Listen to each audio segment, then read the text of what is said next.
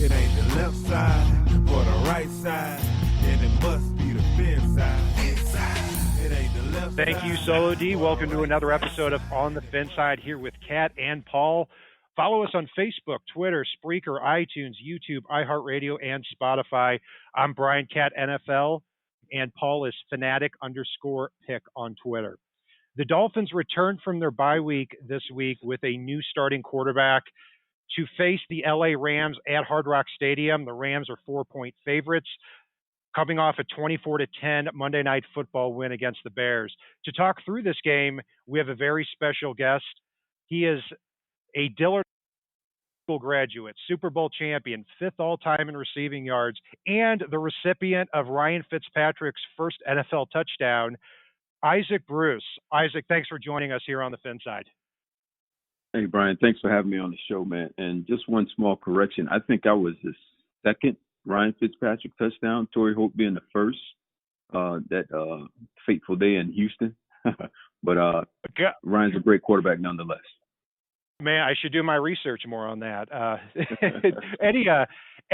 know Fitzpatrick was the quarterback there, or he was on the team in 2005, 2006 when you were there. Any memories of Fitz at all?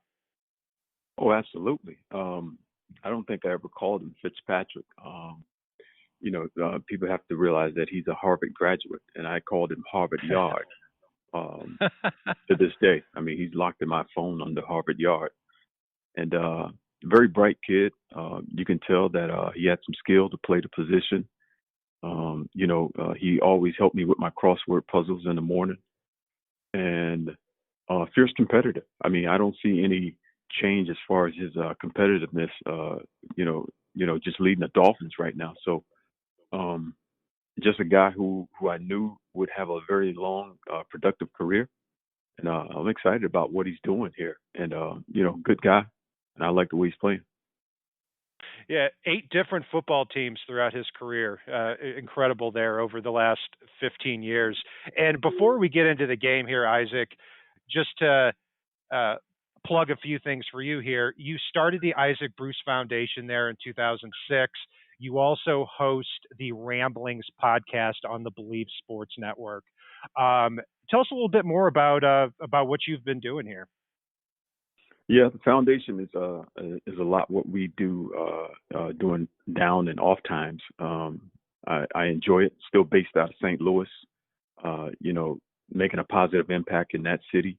And we're starting to create a lot of branches from that foundation to other cities, Los Angeles being one, Fort Lauderdale being another, and Memphis, where I went to school. So very pleased with the progress of the foundation as a whole. And I also co-host the show, a podcast, Ramblings, with my college mate, Marcus Doc Holliday. We've been doing that all season long. It's strictly all about the Rams and what we do, analyzing previous games, and giving our updates on games in the future, which we'll be doing versus here the Miami Dolphins here this coming Friday. Awesome. And so we've got to ask, you were born in Fort Lauderdale. Did you grow up a Dolphins fan? That's an understatement. I'd say I didn't stop being a Dolphin fan until April 1994, the day I was drafted by the Los Angeles Rams. I grew up being a Dolphin fan, from the Killer Bees to Dan Marino taking his first snap. I remember the day when Coach Shula pulled David Woodley, and here comes Dan Marino, fresh out of Pittsburgh. Don Strock being the backup. The receivers were guys that I looked up to: Mark Duper, Mark Clayton, Nat Moore, Duriel Harris. Just all of the statement games in my era, from my birth till about being 21, was being a Miami Dolphin fan. I cried with them when Don McNeil didn't bring John Riggins down on that sideline. Had tears in my eyes that night, and when the 49ers blew us out. So I've been a Dolphin fan for a very long time, until I got drafted, and I was one of those guys that I was forced to switch. It makes a lot of sense. Drafted a 33rd overall, first pick, not first pick of the second round, but 33rd overall out of the University of Memphis. You go on to have a great career there with the Rams. I'm actually in St. Louis. I'm doing the show Yeah. from St. Louis. I'm born and raised there, and we certainly miss you here.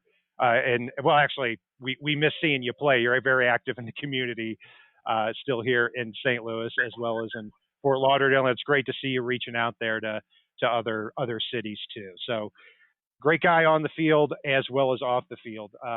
It, looking at this game here, Isaac, the Rams come to LA there in 2017.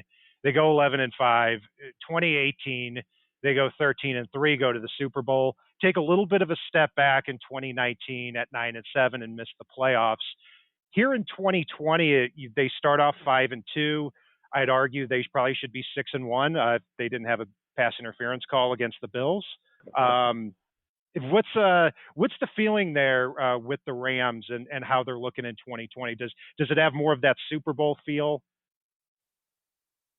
I think it's more of number one, being heavily relevant in our own division. I think we play in the toughest division in football there is this season. The last two NFC conference Super Bowl representatives have come from that division. So I think the division within itself is really tough.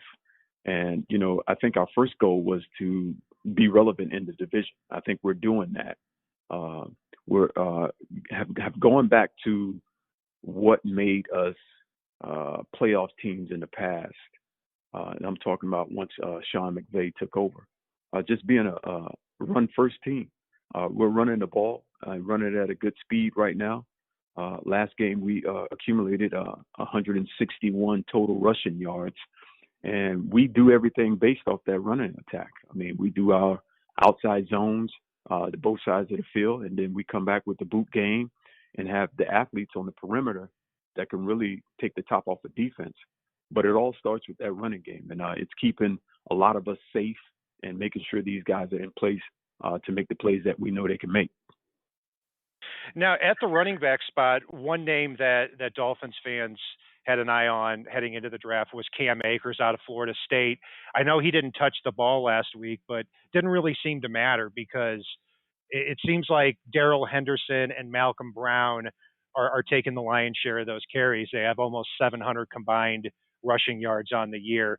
Do you still see Darrell Henderson moving forward, continuing to be the lead back throughout the year? Well, it was coming into training camp. I was thinking it would be running back by committee to at least start the season, but then I wasn't surprised where one guy starts to separate himself from the group. I think that is Darrell Henderson. He's a Memphis Tiger as well. He's been running behind his pads. He finishes runs. I think he's in a position where last year he learned from Todd Gurley and probably gleaned everything he could from Todd, and then be able to have an opportunity to take the mantle from Todd and be that featured back. I think he's done enough thus far to be the guy. But in that room itself, you mentioned Cam Akers. He's drafted very high, and anytime you draft a guy that high, you're expecting that guy to be really relevant or at least fighting for the starting position. There's a lot that goes with actually getting on the field, as you probably know, from a running back standpoint. And, it's a lot more than just running the ball. It has to do with pass pro, being able to protect the quarterback, being able to identify defenses and fronts from things of that nature. So some people come on a little slow. I mean, my personal experience, my eyes didn't pop open until the 8th week of my rookie season. So maybe that's where Cam is, and we're at a point where we really can't see all of his talents until he knows exactly what's happening on the football field. And following up that rookie year, I believe you had 117 catches in 1995, your first year here in St. Louis. I think Chris Miller was the quarterback that year. I'm trying to. Correct. Yeah. Chris Miller, Mark Rippon, Chris Chandler, the whole gamut of guys. Very cool. Very cool. Yeah, and staying with the Rams offense, Jared Goff had that incredible season in 2018 where the Rams went to the Super Bowl. Last year, not as good of a season. 22 touchdowns, 16 interceptions, threw for a lot of yards still. And it looks like he's reverting back to that Super Bowl form here in 2020. What changes have you seen out of him in this 2020 season? Well, personally, I think when I take a look at it, I believe it's from just being able to communicate with Coach McVay, what he likes to do, what he's more comfortable at, um, which plays, which passing concepts he feels most comfortable. I think, just having those discussions in the off season, between those two, it's obviously helping his game. And what you want a quarterback to be is comfortable. If he's comfortable within the entire scheme of the offense, the guy can be fruitful. He can go out and just play without thinking and only reacting to plays. So thus far this season, I think that, with being heavily behind a running game, an offensive line that wants to run the ball and is running the ball effectively, I think it's affecting the things that Jared Goff does best, which is getting that extra safety down and being able to throw the ball over the top of the defense with the safety in the middle of the field as opposed to, cover two. So I think that benefits what he does, and we're seeing that happen. Hopefully it gets better. I mean, we always want to be and always want to have players and a team that's ascending at the right time, individually and collectively. Isaac Bruce joining us here on the Fin Side podcast, and staying with those weapons as well. Cooper Kupp and Robert Woods, not the biggest guys, not the fastest guys, but certainly one of the most productive tandems in the NFL. Both have 450 receiving and rushing yards combined on the year each. So one thing I can't help but notice, Isaac, when I look at the wide receivers, is that in Sean McVay's offense here, wide receivers tend to be in motion and get more handoffs than just about any other wide receiver tandem in the league. Yeah. Well, I'll tell you what, just this past Monday night, the motioning and all of the eye candy that we show defenses, you know what, it'll stall or make a defense hesitate. I mean, Monday night we went against one of the better units that the NFL has to offer as far as defensively is concerned, and with one of the better players, Khalil Mack. I think we were able to neutralize what they wanted to do, and at the same time neutralize the pass rush of Khalil Mack. I mean, he did get a sack. I believe he got 2 sacks and a caused fumble. But at the same time, when you just watch his play and watch their play, they really weren't on their toes. They were pretty much on their heels trying to stop and figure out what was happening with the Rams. I think Coach McVay did a great job calling plays Monday night from those motionings, the sprint motion, the speed motion, and giving the ball to these wide receivers who can, at times turn into running backs. And you miss one tackle on these guys, man, they can take it the distance. So I think that's the beauty of all the talent that the Rams have accumulated on offense to this point, and it puts defenses on their heels. And on the offensive line here, Andrew Whitworth is going into his 15th season, I believe, maybe 16th, as the Rams left tackle. Not a lot of household names on the rest of the unit. You've got Rob Havenstein, David Edwards, a few other players in there too. What can you say about the Rams offensive line? Well, I mean, anytime you see a successful team, and like I mentioned earlier, being able to play in the toughest division in pro football right now, that NFC West, you're going to need an offensive line that can not only run block, but can pass block at the same time. So when you're playing behind a line like that provides you a 4 or 5 yards a pop from the running standpoint, it's going to bode everybody. It's going to help everyone. It helps the quarterback. It helps the running backs. They get the running back started. I mean, give him 4 yards, and then after that, he's all on his own. So it helps the defense from a rest standpoint. It helps our punting game. So our punting game was big Monday night with Johnny Hekker. It just helps everything, special teams. So when you're able to run the football as effectively as we are, I mean, it's going to benefit a lot of people. And offensive linemen love running the football. And Daryl Henderson's having a heck of a year. At Memphis, he averaged 8.2 yards a carry throughout his career. Now I think now he's at 4.9. So for any Homer Dolphins fans, Daryl Henderson's declining rapidly here. No, I'm just kidding. He's he's having a heck of a year there for the Rams. Yeah, and that's going to be a big matchup with the Dolphins' defensive line with Shaq Lawson and Emmanuel Ogbah at the defensive end spots going up against Rob Havenstein and Andrew Whitworth. We'll see if the Dolphins can create that pressure there on Jared Goff. Now, Isaac, on the defensive side of the ball, obviously you've got to talk about Aaron Donald first. 8 sacks on the year so far. He won the Defensive Player of the Year, as you know, in 2017 and 2018. Do you see him winning his 3rd defensive MVP here in 2020? Well, I'm really surprised we've gone this far in the podcast and just now mentioning Aaron Donald, the best football player in football right now. You know, he's been Defensive Player of the Year already twice. I think another ladder is in front of him right now. I think he's playing at a MVP level. It's hard to give that award to a defensive player, let alone a defensive lineman. But I think he is right there playing above and beyond just about every other person and position in this league right now. I mean, we're talking about a guy who's double teamed more than he singled. And, you know, with the production level of 8 sacks already, I mean, that's very impressive. So if we're filling out MVP votes, if we're already close to half of the season right now, he should be number 1 on everybody's ballot.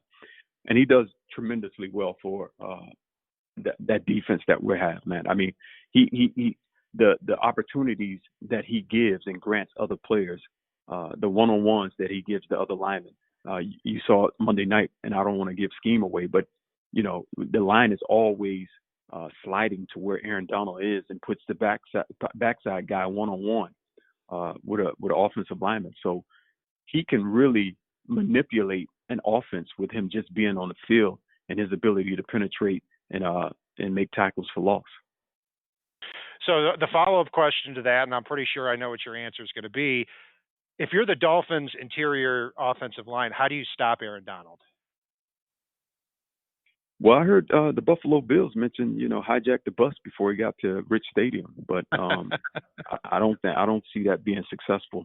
You know, honestly, you know, as a former professional football player, you know, we all had our baptismal moments in the NFL. I had mine, other guys had theirs, and I think it'll be no different for young Tua when he gets on the field this Sunday. So he'll probably have that moment. And number 99 will definitely have something to do with it. But I just foresee the Dolphins a lot of combo blocks on him, double team him in the run game and the passing game. And, you know, honestly, that should bode well for the other guys that are one-on-one. And speaking of those other players on the front seven, I mean, obviously Robert Quinn's not there anymore. There have been a few names that have defected over the last couple of years. They did get Leonard Floyd in the offseason. He's got 4 sacks on the year. Michael Brockers was a first-round pick back in 2012. Who else should maybe Dolphins fans look out for on the Rams front seven other than Aaron Donald? Well, we have a very young linebacking core. So we got the fifth round pick out of Alabama. He's just making his debut. These guys are so young that I haven't memorized their names yet. So, but these guys, they have the ability to come in and make plays, just like you saw Monday night. And it all starts with what we have up front four. And from that standpoint, you know, these guys are in a position to kind of make a name for themselves, and no perfect opportunity than this upcoming game versus the Miami Dolphins to do that. And I think you know, just following the lead of the defense coordinator and the guys up front, they should make some hay this Sunday.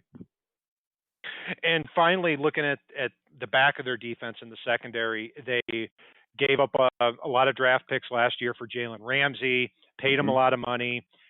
one of the elite players in the game here. What has his presence since the middle of last year done for the Rams secondary? Well, when you get names like Aaron Donald, when you get names like Jalen Ramsey, you're talking about two players that are probably in the top three at their position. So they have the ability to make the defensive coordinator a lot more confident, I'll say. We saw it Monday night.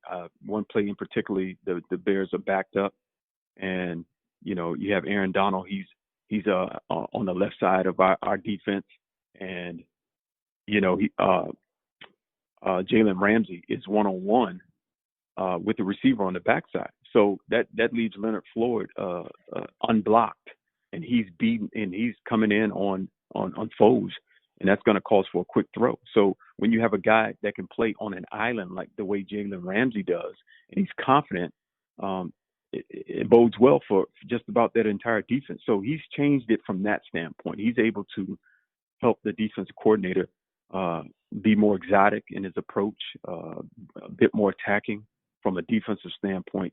And when guys like that can come out and play, and with the confidence that they play with, man, they're going to make plays happen instead of just reacting to stuff. It'll be interesting to see how often Jalen Ramsey is lined up on Devontae Parker, the Dolphins' number one receiver, or if they move him around a bit to cover other players there in Miami's receiving core. So, Isaac, I know we're running up on time here. What is your score prediction here for this game between the Rams and the Dolphins? Well, personally, I've been petitioning the NFL about these West Coast to East Coast trips and 1 o'clock kickoffs, man. Just for a fan that I am now, I just kind of deem that being unfair. But I think the Rams will start. They'll get kick-started about the second quarter. I think it'll be closer than a lot of people expect. I see about 24-21 Rams. Well, for your sake, I hope that you see a good football game here as both a Dolphins and a Rams fan. I'm sure this is a different type of game for you to watch, and we appreciate you taking some time with us here on the Fin Side to break down this Dolphins-Rams matchup. And for all of our listeners, too, be sure to go over to the Believe Radio Network and check out his podcast called Ramblings. Also go to the Isaac Bruce Foundation. He started it in 2006 as well. And Isaac, if we can be helpful in any sort of way for your foundation, you definitely know where to find us. All right. Appreciate it, Brian. All right, and that's going to do it for our breakdown of the Rams-Dolphins matchup here with Isaac Bruce. I'm Brian Catt, NFL on Twitter. You can follow our podcast on Facebook, Twitter, Spreaker, iTunes, YouTube, iHeartRadio, and Spotify. And if it's not on the right side and it's not on the left side, it is on the Fin Side. So, Indeed, take us home. It ain't the left side or the right side, then it must be the Fin Side. It ain't the left side or the right side, then it must be the Fin Side. Listen, Dolphins fans across the land all tuning in to see what Brian Catt and Paul about to do.